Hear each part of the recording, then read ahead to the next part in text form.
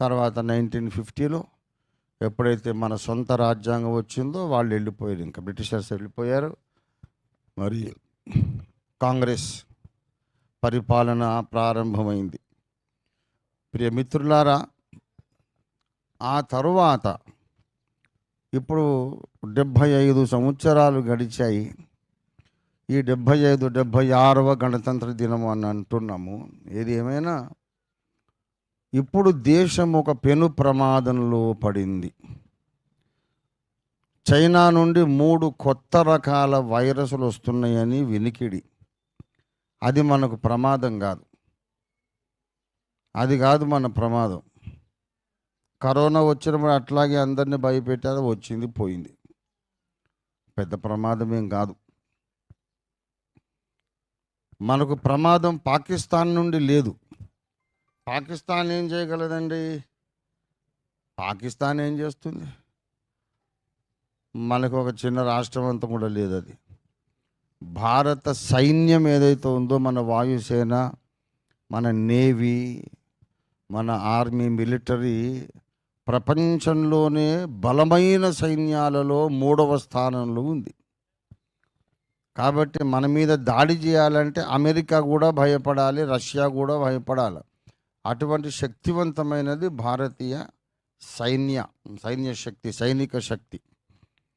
మామూలు విషయం కాదు. భారతదేశం మీద ఎవడైనా దాడి చేయాలంటే మూతి పగిలిపోతుంది వాడికి. అంతటి బలమైనది మన సైన్యం. మనకు బంగ్లాదేశ్ నుండి ప్రాబ్లం లేదు, ఉగ్రవాదుల నుండి కాదు మనకున్న సమస్య, పాకిస్తాన్ నుండి కాదు, చైనా నుండి కూడా కాదు. భారతదేశానికి పెద్ద భయంకర ప్రమాదం వచ్చింది.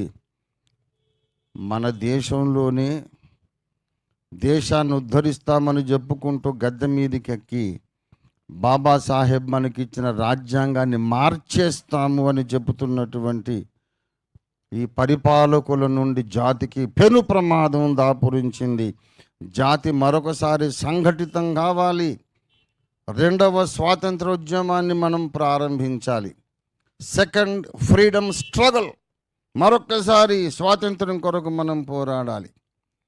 తెల్లదొరల నుండి స్వాతంత్రం వచ్చింది, కానీ ఇప్పుడు రాజ్యాంగాన్ని మారుస్తామంటున్న నల్లదొరల నుండి స్వాతంత్రం మనకు రావాలి. రాజ్యాంగం వచ్చిందని చెప్పి గణతంత్ర దినాన్ని జరుపుకుంటున్నాం. వచ్చే సంవత్సరానికి రాజ్యాంగం ఉంటుందో లేదో తెలియని పరిస్థితి. అప్పుడు ఏం చేస్తాం? రాజ్యాంగమే లేనప్పుడు ఏం చేస్తాం? మనువాదమే మన రాజ్యాంగం అయితే ఏం చేస్తాం? మనువాదాన్ని మనకు రాజ్యాంగం చేస్తారట. అది self defeating, foolish, stupid argument. ఎందుకంటే మనువాదమే మన రాజ్యాంగం అయితే క్షత్రియుడు తప్ప ఎవడు పరిపాలించడానికి వీల్లేదు. చంద్రబాబు నాయుడు గారు అక్కడ ఆంధ్రాలో దిగిపోవాలి, ఇక్కడేమో రేవంత్ రెడ్డి గారు దిగిపోవాలి. మనువాదం ఒప్పుకోదు. ముందు ప్రధానమంత్రి మోడీ గారు దిగిపోవాలా. ఆయన క్షత్రియుడు కాదు. క్షత్రియుడు కాక ఎవడు కత్తి పట్టుకోవడానికి వీలు లేదు, ఎవడు అధికారం చేయడానికి వీలు లేదు. మరి ఇప్పుడు ఉన్న ముఖ్యమంత్రులందరూ శూద్రులే, కానీ బ్రాహ్మడు క్షత్రియుడు ఎవడు లేడు. అయితే కూడా కాళిదాస్ మహాకవి కాలంలో ఎవడో కాళిదాసే తాను కూర్చున్న కొమ్మ తాను నరుక్కున్నాడట. జ్ఞానోదయం జరగకముందు తానే కూర్చున్న కొమ్మ తాను నరుక్కుంటున్నాడు. ఆ చివరిన కూర్చొని మొదట్లో నరుకుతూ ఉన్నాడు. నేనే పడిపోతాను కదా అని జ్ఞానం లేదు. ఈనాటి మనువాదులు అలాగున్నారు. అంబేద్కర్ గారు ఇచ్చిన రాజ్యాంగాన్ని ఆసరా చేసుకొని గద్దె మీదకి ఎక్కి రాజ్యాంగాన్ని మేము తీసేస్తాం, మార్చేస్తాం అంటున్నారు. అంటే తాను కూర్చున్న కొమ్మే నరుక్కుంటున్నాడు. రాజ్యాంగాన్ని నిజంగా మార్చేసి మనువాదమే మన రాజ్యాంగం అయితే మోడీ గారు, అమిత్ షా, మేడం ద్రౌపది ముర్ము గారు వీళ్ళెవరు సింహాసనాల మీద ఉండడానికి అవకాశం లేదు. బాబాసాహెబ్ ఇచ్చిన రాజ్యాంగం ఏంటంటే కులము అనే వివక్ష లేదు, కులాన్ని పరిగణనలోనికే తీసుకోవద్దు, మతాన్ని పరిగణనలోనికి తీసుకోవద్దు. ఈ భారత గడ్డ మీద పుట్టి ఊపిరి పీలుస్తున్న ప్రతి మనిషికి సమాన హక్కులు, సమాన అధికారం, సమాన హోదా ఉంటుంది. అందరూ ఓటు చేయొచ్చు, అందరూ ఎన్నికల్లో పాల్గొనొచ్చు. ప్రజాస్వామ్య ప్రక్రియలో ప్రజలందరూ మెజారిటీ ఓట్లు వేస్తే ఏ జాతి వాడైనా గద్దె మీదకి ఎక్కొచ్చు. క్షత్రియుడే బ్రాహ్మడే అనేది లేదు, మనుషులంతా ఒకటే, సమానం అని బలమైన రాజ్యాంగాన్ని మనకిచ్చిన మహానుభావుడు బాబాసాహెబ్ అంబేద్కర్. మరి ఇలాంటి రాజ్యాంగాన్ని తీసేస్తామని ఈ శూద్రులు అనడం ఏంటో నాకు అర్థం కాలేదు. ఇలాంటి మూర్ఖతరం ఒకటి వచ్చేసింది. రాజ్యాంగాన్ని మనం పరిరక్షించుకోవాలి, రాజ్యాంగాన్ని తొలగించేస్తాము, మార్చేస్తాము అనేవాళ్ళు బ్రిటిషర్స్ కంటే మనకు ప్రమాదకరమైన వ్యక్తులు.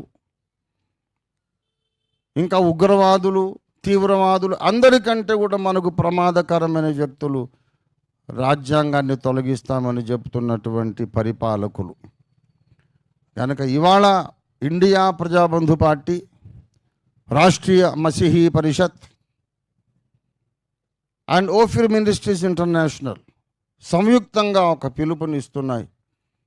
ఏంటంటే దేశ ప్రజలందరూ ఏకం కావాలి, ఈ రెండవ స్వాతంత్ర పోరాటం కొరకు ఏకమై రాజ్యాంగాన్ని మారుస్తాననేవాడు ఎవడు మళ్ళీ గద్దె మీదకి ఎక్కకుండా మనం జాగ్రత్తలు తీసుకోవాలి.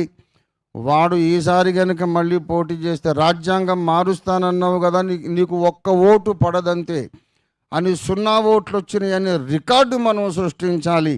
వాళ్ళకు తెలిసి రావాలి, రాజ్యాంగానికి విరోధంగా మాట్లాడితే ఈ దేశంలో మనకు నూకలు చెల్లినట్టే అని వాళ్ళకు అర్థమయ్యేటట్టు చేయాలి. ఇది మేము ఇస్తున్న పిలుపు. వచ్చే సంవత్సరానికి ఏం జరుగుతుందో తెలీదు. మళ్ళీ మనం రిపబ్లిక్ డే జరుపుకునే అవకాశం ఉంటుందో లేదో.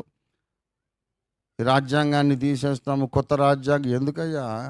ఈ రాజ్యాంగంతో నీకేంటి ఇబ్బంది? ఎందుకు తీసేస్తావు? ఈ రాజ్యాంగమే లేకపోతే నువ్వు అసలు ప్రధానమంత్రి కాలేవు, ప్రెసిడెంట్ ఆఫ్ ఇండియా కాలేవు, హోమ్ మినిస్టర్ కాలేవు, ఎమ్మెల్యే కాలేవు, ఎంపీ కాలేవు కదా. ఎందుకు తీసేస్తానంటున్నావు అంటే ఒక్కటే ప్రాబ్లం సార్,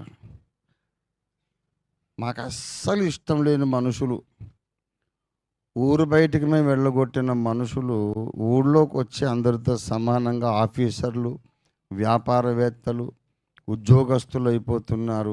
ఇది మాకు చాలా పక్కలో బల్యంలాగా తయారైందండి.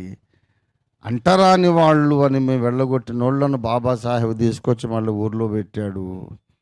అందుకు ఈ రాజ్యాంగాన్ని మార్చాలి. ఇది వాళ్ళకున్న రహస్య అజెండా. ప్రియమిత్రులారా, దేశం సర్వనాశనం అయ్యే దిశగా సాగిపోతుంది. సబ్కా సాత్ సబ్కా వికాస్ అంటాడు మన గౌరవ ప్రధానమంత్రి. సబ్కా వినాశ హై అభి, వికాస్ కాదు, ప్రింటింగ్ మిస్టేక్ అని సబ్కా వినాశ హో రహా హై. కనుక దీన్ని ఆపడానికి అన్ని మతాల, అన్ని కులాల ప్రజలు అన్ని విభేదాలు విస్మరించి ఒక్కటై పోరాడాలి. మన దేశాన్ని మనం కాపాడుకోవాలి. వచ్చే సంవత్సరమే కాదు, ఇంకో 100 ఏళ్ళైనా 1000 ఏళ్ళైనా ఇదే రాజ్యాంగం మనకు ఉండాలి.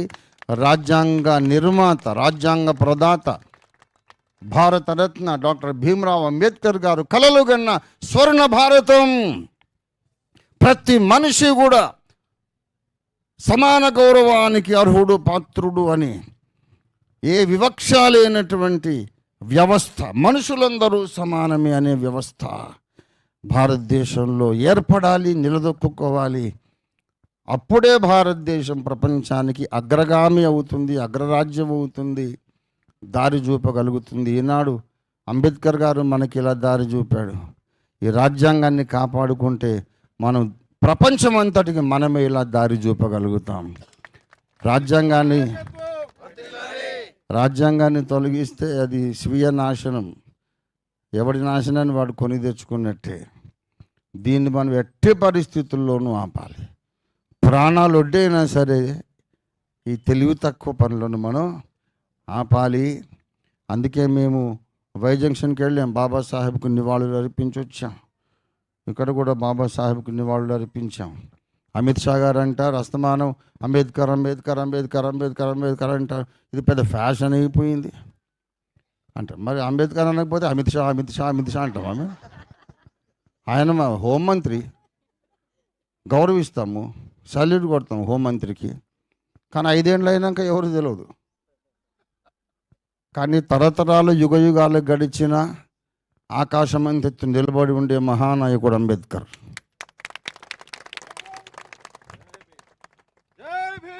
ఐక్యరాజ్య సమితి ప్రపంచ విజ్ఞానానికి ప్రతీకగా అంబేద్కర్ గారిని వారు గుర్తించి ప్రకటించారు. వారి జన్మదినం ప్రపంచ విజ్ఞాన దినోత్సవంగా ప్రకటించారు. ప్రపంచానికే మన గౌరవ ప్రధానమంత్రి గారి జన్మదినాన్ని ఏదన్నా ఒకటి ప్రకటించమంటే ఐక్యరాజ్య సమితి ఏమంటారు? మన గౌరవ హోంమంత్రి గారు అమిత్ షా గారి జన్మదినాన్ని కూడా ప్రపంచంలో ఏదన్నా ఒకటి పెట్టండి అంటే ఏం పెట్టాలి సార్? వాళ్ళు మీరు ఎన్నుకున్నారు, పరిపాలన చేస్తే చేయని ఒక టర్ము. కానీ ప్రపంచం మీద ముద్ర వేసినంత సీన్ ఎవ్వరికి లేదు, ఒక్క బాబాసాహెబ్ అంబేద్కర్కే ఉంది. కాబట్టి ఊరికే ప్రతివాడు అంబేద్కర్ అంబేద్కర్ అంబేద్కర్ అని మంత్రంలాగా చదువుతాడు. ఇది ఫ్యాషన్ అయిపోయిందంటే ఫ్యాషన్ ఏంటి బాబు? ఇది మాకు గర్వకారణం, మాకు అతిశయ కారణం, మా ఉనికికి మా సామాజిక స్టేటస్కి ఇది ఆధారం. ఆయన చచ్చిపోయినాక మోక్షం ఇస్తానని చాలామంది అవతార పురుషులు వచ్చారు. చచ్చిపోయినాక నరకం నుండి తప్పిస్తారని చాలామంది అవతార పురుషులు వచ్చారు. ఎవరికి నచ్చిన వాళ్ళు నమ్ముకుంటున్నారు, అవే మతాలు. సరే, చచ్చిపోయినాక ఏం జరుగుతుందో అది నాకు తెలియదు. కానీ ఇప్పుడు బ్రతుకుండగా భూమి మీద ఉన్న నరకం నుండి నేను రక్షిస్తానని వచ్చినవాడు బాబాసాహెబ్ అంబేద్కర్. కనుక ఏ మతస్థుడు ఏ దేవుణ్ణన్నా నమ్ముకొని అన్ని మతాల వాళ్ళు కలిసి జపించాల్సిన నామం బాబాసాహెబ్ అంబేద్కర్.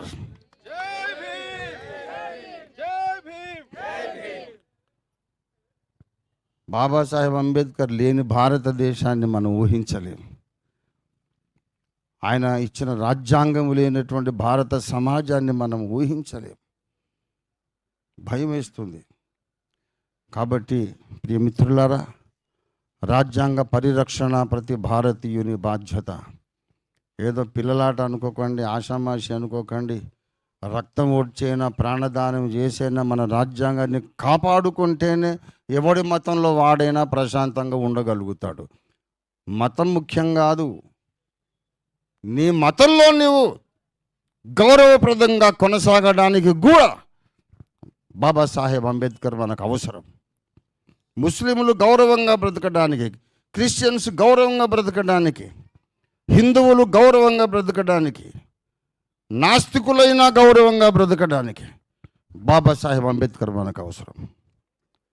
మతాలకు అతీతం, మతాలకు కులాలకు అతీతం బాబాసాహెబ్ మన మీద వేసినటువంటి ప్రభావం, ఆయన వేసిన ముద్ర. కనుక నాకు విచిత్రం, ఆశ్చర్యం అనిపించింది. అమిత్ షా గారు ప్రతి ఒడికి ఫ్యాషన్ అయిపోయింది. ఫ్యాషన్ ఏంటి బాబు? మన ఊపిరి, మన ప్రాణవాయువు అంబేద్కరిజం. లేకపోతే నువ్వు ఆ స్థానంలో ఉండవు. ముందు నువ్వెట్లా ఉన్నావు అక్కడ? అంబేద్కర్ లేనిది ఆయన కూడా తెలుసుకోవాలి. మనువాదం నన్ను ఇక్కడ కూర్చోబెట్టలేదు, అంబేద్కరే కూర్చోబెట్టాడని అమిత్ షా కూడా అనాలి యథార్థవంతుడైతే. జాతి యువజనులందరూ కూడా సంఘటితం కావాలి. మతాలు కులాలు మర్చిపోండి. రాజ్యాంగమే మనకి ఇప్పుడు అత్యంత ప్రధానమైన విషయం, తర్వాతనే మతం. ఎందుకంటే రాజ్యాంగం తీసేస్తే ఆ మతం కూడా ఉండదు. ఇంకా ఆ మతంలో నువ్వు కొనసాగలేవు. గనక ఎస్సీలు, ఎస్టీలు, బీసీలు, మైనారిటీలు, సకల మతాలలో ఉన్నటువంటి సజ్జనులు అందరూ కూడా ఏకమై 2వ స్వాతంత్ర్య ఉద్యమాన్ని లేవదీసి ఆసేతు హిమాచలం, కాశ్మీర్ టు కన్యాకుమారి అందరూ ఒక్క మనిషి అయినట్టు సంఘటితమై రాజ్యాంగ పరిరక్షణ కొరకు ఉద్యమించాలని పిలుపునిస్తూ విరమించుకుంటున్నాను. అందరికీ 76వ వాళ్ళతోనే మనం కలిసి నడుద్దాం. 76వ గణతంత్ర దినోత్సవ శుభాకాంక్షలు అందరికీ. జై భీమ్, జై జై జై జై జై భీమ్. అందరికీ వందనాలు. నమస్తే. జై రంజితన్న, రంజితన్న నాయకత్వం, రంజితన్న నాయకత్వం.